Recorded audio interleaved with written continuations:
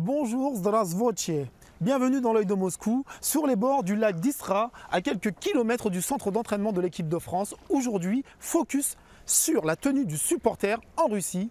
On ouvre l'œil.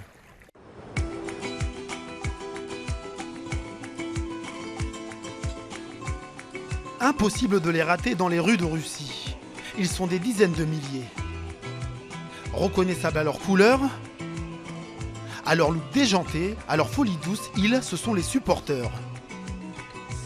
La Coupe du Monde est attachée à la notion même de supporter, à la notion de grande transhumance, le sentiment que le monde entier se retrouve au même endroit, au même moment, et qu'il se passe quelque chose comme ça dans les échanges, dans les rues.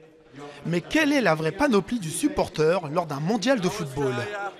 Il n'y a pas de bonne et de mauvaise réponse. Et le drapeau, oui, les chapeaux et les chemises de la meilleure équipe du Mexique. Il y a l'écharpe, le drapeau, le maquillage, voilà. Minimum la perruque. Sa bonne humeur, sa joie de vivre. C'est pas une panoplie là, c'est voilà, c'est 100%. Quoi. 100%. Il y avait tous les déguisements qu'il y avait. Voilà, puis c'est un travail d'équipe comme l'équipe de France. On n'est pas dom-tom, on n'est pas français, on est kenyan, mais on soutient le bleu quand même. Donc c'est ça le bleu.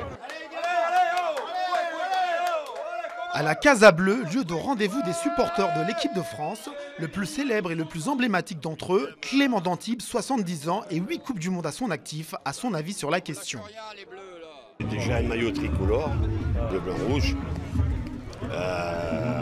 petit maquillage et être prêt après pour encourager les bleus, surtout commencer à préparer sa voix pour encourager les bleus.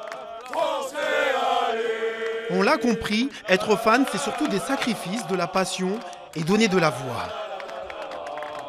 Pour info, le maillot du Nigeria est le plus populaire de cette Coupe du Monde. Il a séduit plus de 3 millions de personnes à travers la planète jusqu'à présent. Sans doute ce côté funky, ce côté flashy, ce côté rétro. Das vidania.